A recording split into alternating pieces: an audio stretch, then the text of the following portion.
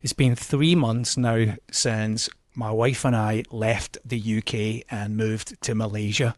And one of the most talked about requests that I've had is to give some kind of comparison between our cost of living in the UK and now that we've been living here in Malaysia for these 3 months.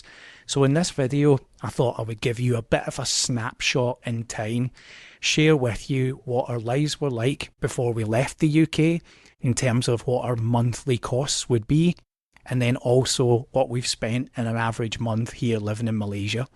Now, before I dive into these costs, before I share each of the examples with you, I just want to state there will be clear examples here of where you could cut costs down, where you could trim some of the fat out of things that we were buying, what we were purchasing, what we were using. But this is just really an example to give you a view of what life was like. I've spent the last 11 months documenting going from redundancy in January all the way through to selling all of our possessions, leaving the UK, and then the last couple of months of living here in Malaysia.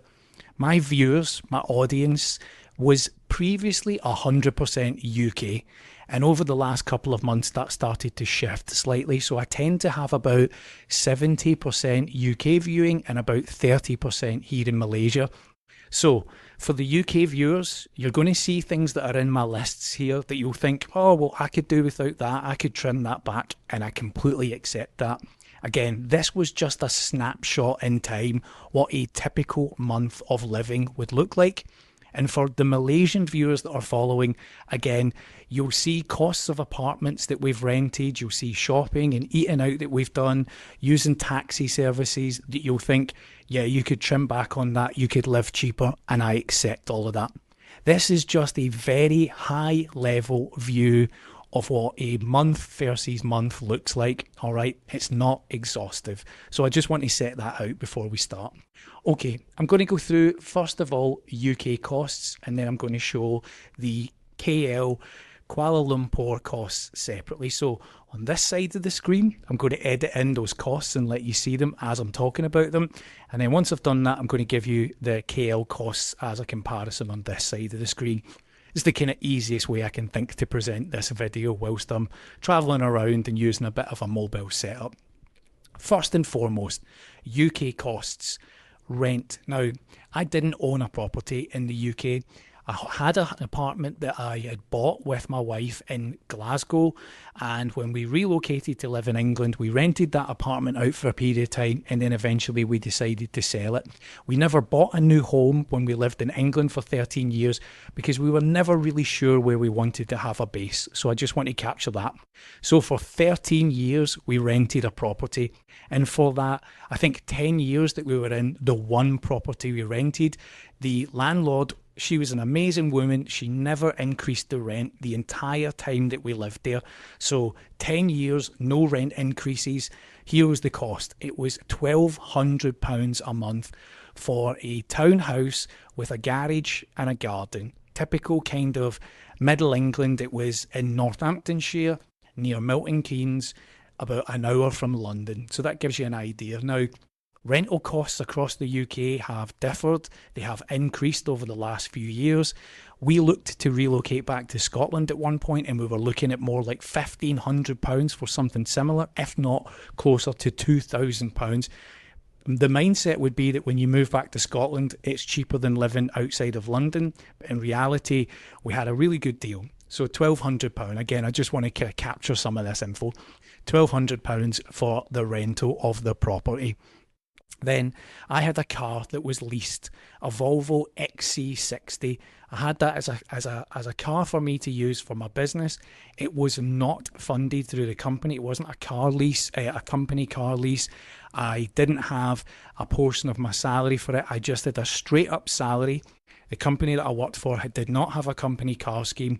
When I joined the company, I negotiated a salary where I knew I would have to also have a car. The car was £650 a month for a Volvo XC60. Next cost, council tax. So this is a charge that's levied onto living in a property. If you're in the UK, you know what this is for, right? It's for your local area, your maintenance. It's for everything that's needed for, the upkeep of your town. Our costs for that property was £280 a month. Then we have utilities, gas and electricity.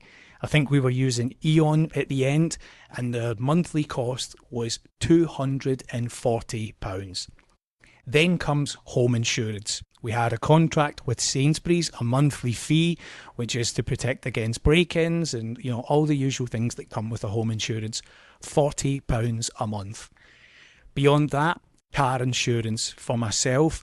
Now, as a business mileage driver, that was certainly a little bit higher than most might have for just normal day-to-day usage. But again, I was a salesperson. When you declare these things, it adds a little bit more as a premium onto your car insurance. £75 a month. Home internet. We had Virgin Media, we had a fibre broadband connection. Yvonne and I both working from home a lot of times, taking business calls, high internet usage, £50 a month. We had dental care. This cost is for both Yvonne and I, £20 a month each, £40 in total. Groceries, a typical monthly spend. I would say we were spending somewhere around £100 a week, which would be £400 for the month. Yvonne wears contact lenses. She had a subscription for contact lenses, £25 a month. Mobile phone contracts. Now, I posted a video some time ago talking about some of these costs. These are mainly what I've used here. If you're interested in seeing a bit more about that, I'll put a video link at the end of this so you can see how it lines up. Again, this was just a typical month, before redundancy, before everything had gone on for Yvonne and I. This was just a typical month's cost. Now, I was using my phone internationally. I was making lots of calls across to Europe, France, Italy, Germany, and I would receive some of that money back. Again, the company didn't issue a company phone. They just paid me back what I needed out of it. So I've kind of removed the business portion of that and just focused on my own costs. So this is 2 mobile phones, 2 contracts for Yvonne and I, £80 a month. Now, here's some subscriptions, and this is where I talk about there are things here you could trim out, right? But this is just an honest look at what a month looked like. Apple subscription, £20 a month. Spotify, £20 a month. Netflix, £20 a month. YouTube, £20 a month. ChatGPT, £20 a month. Revolut for the bank card that I still carry now, monthly subscription, £15 a month. Okay, back to some basics. Window cleaner to come and clean the property once a month, £20 a month. The water costs, water bill for the house usage for showers and washing and dishwasher and everything else was coming out about £38 a month. Amazon Prime subscription, £10 a month. Gym membership. We had a membership for the 2 of us at Nuffield Gym nearby in Northampton, £95 a month. Fuel for the car. Now again, if I was doing business miles, I would expense those, but typically for just talking about personal mileage for the car, for me, again, giving you some personal circumstances here, I was regularly travelling home to Scotland. I would be visiting friends, visiting my father. That would ramp up costs, but in an average month, about £400 a month for costs. Beyond that, let's talk a little bit about the kind of luxury side, right? Takeaways and eating out. Now, we tended to just mainly be ordering from Just Eat, Deliveroo, all of those things. Again, things that you could think, well, let's not do that, let's trim back on that. But just an honest view, right? Just a straight up honest view. About £200 a month. And I'm probably being a little bit light on that. And then incidentals, a bit of online shopping, bit of clothes, etc., things that we needed without going into the real personal things like my record buying addiction and all of those kind of things, about £200 a month. Okay, so that gives you a little bit of a rundown now of the UK. And if I was to total that up, that comes to roughly £4,158 a month. That was our typical outgoings from the house. That doesn't include going to concerts, which we did very regularly, festivals, nights out with friends. Again, there's no alcohol included here because we've not really been drinking for several years, so there's no cost there of like nights out to pubs or anything built into any of that, which you may have. We don't smoke, so there's nothing in there. There's no health insurance built into any of those costs either. So I've kind of given you a bit of a view as to what that might look like over that time period. All right. Now, let's have a little look at the costs for Kuala Lumpur as a comparison. Now, again, we've rented 3 different apartments since we've been here. Each time the cost has come down. I haven't yet reviewed the apartment I'm in now, but I can tell you this has been the cheapest accommodation we've been in. And next year, when we look to come back, we found an even cheaper accommodation. So videos will come on that down the line. So again, viewers in Malaysia, international viewers will watch this and think, well, you could find something a bit cheaper. You could do this a bit cheaper. I accept all of this. Again, just to really set the scene here, this is just a snapshot in time. So rent for the last apartment that we had, which was an apartment, a serviced apartment with a pool, with a gym, with internet connection included, with air conditioning, electricity, all of that is included in the cost. The rent of that apartment for 31 nights was £673. Groceries and shopping, again, could trim this back, but we were spending about £348 in that month for just going to the shops. All right, travel. So there's no car. Don't have a car anymore. We were using Grab taxis, and again, there is the overground train, there's buses, there's plenty available, but the cost of a taxi here is so cheap. Like going to the mall is like £1.50, £3 here. It's very economical to just jump in a cab, but you can do it cheaper. We spent £115 on taxis for an entire month. Eating out, again, I think we ate out 14 times, which in comparison to the UK, completely different, where it was mainly takeaways coming in. We spent just over £400, £413. Travel insurance, we have a Nomad insurance to cover us both for any medical issues that we have, and for the 2 of us, that's £156. We have mobile phone contracts, and the total cost for them now, as we have our own devices, is £12 total with giffgaff. I still have a YouTube subscription, £20. I still have ChatGPT, £20. I've lifted some cash in that month to just see us buy, £60. I still have the Revolut subscription, £15. Yvonne's needed contact lenses when she's been here. She bought 2 months worth. It was just over £50, so £25 for a month, same as in the UK. Online shopping, clothes, incidentals. I bought a couple of t-shirts. We needed some toiletries and a few medical things that we needed. So just giving you a cost within that month, £83. So here's the total cost, £1,940 for 31 days. So in the UK, that cost was £4,158. And the cost here in Malaysia for living without a job is £1,940 that we've spent. Can we make that cheaper? Yes. Could we make it cheaper in the UK? Yes, of course. I'm not denying that that is the case. I'm not trying to portray this super different life. I'm just giving you a cost comparison. Now, if I was to go back very slightly in my career, the last job I was in, I was working in Germany.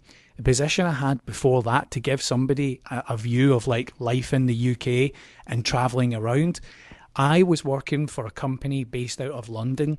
I was living in Northampton, which is about an hour and 15-minute train ride in order to get to the city. I had a company car, so I had an expense built into my salary for that position because I was travelling on the road at the time. However, many days of the week, I was required to also go to the London office. So for my Malaysian viewers and for people outside of London, let me give you a little bit of a cost expense there that I haven't built into those, but as a snapshot in time. I was taking the train 4 or 5 times a week from Northampton to London, London back to Northampton. The daily ticket, just the daily ticket to get from Northampton to London was £67.50. £67.50. That's £335 a month, a week, and £1,340 a month. I also had to park the car at the train station in order to get there in the first place.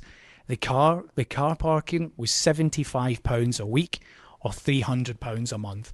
So you're talking just for me to get from Northampton to London, you're looking at £1,640 a month just for that commute. Now, I left that job at late 2020, and I cannot tell you, I do not miss that experience.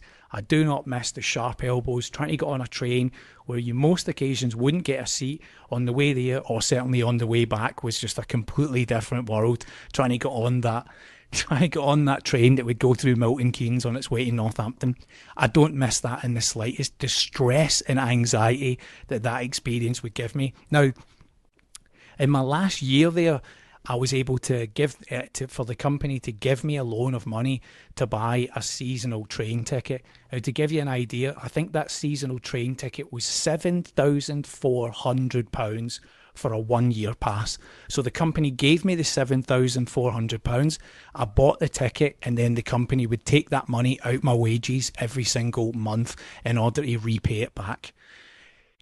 Let's say £7,500 just to get to your job, whilst I also had a company car because I'd be going to meetings in Leeds and Manchester and everywhere else. And people will ask, surely they would expense the cost of you going into London? No, they absolutely did not. I worked with colleagues who lived in London who took, instead of having a car allowance, they just bought the train ticket with it and didn't take the car allowance. And unfortunately, in my position as a salesperson on the road, I needed the car and I needed to go to the office. So they would give me the car allowance built in, which is a perk which you're taxed on, right? But beyond that, I would then have to buy the train ticket. So when I left that job and moved to my next business, there's ups and downs in all of these. But I just wanted to give you an example of like going into London, like nearly £7,500 a year just to take a miserable train into London. All right, so that's a little bit of a roundup here. Let me know down in the comments what you think of all of that. I want to say a special thanks to Nick Zana, who is just an awesome dude who's been supporting me, my content, and lots of different things over the last couple of years. Runs a company called Easy Frame in Bedford, who has just joined up for my channel membership here. So I just wanted to say thanks, Nick. Welcome to the channel memberships. If you're interested in channel memberships, there's a link down below. There's additional content. You get your name on the page as a channel sponsor. Thank you to everybody who supports us. And beyond all of that, I also want to thank Selvan, who has just given me a donation, bought me a coffee on Ko-Fi. So I really appreciate anybody who reaches out and buys Yvonne and I a coffee or a bit of dinner. So Selvan, your name is on here. So thanks, Nick. Thanks, Selvan. Let me know what you think of all of that. I know this will be maybe an interesting topic to have covered. And again, I'll cover this down the line. If you're interested in these monthly costs here from KL, there is a playlist where I've reviewed each of the apartments that we've stayed in so far. And we've loved our time here in Malaysia as it's just about to draw to a close before we leave and travel off to a new country next week. So thanks for watching this, and I appreciate all your feedback. Have a great day, everyone.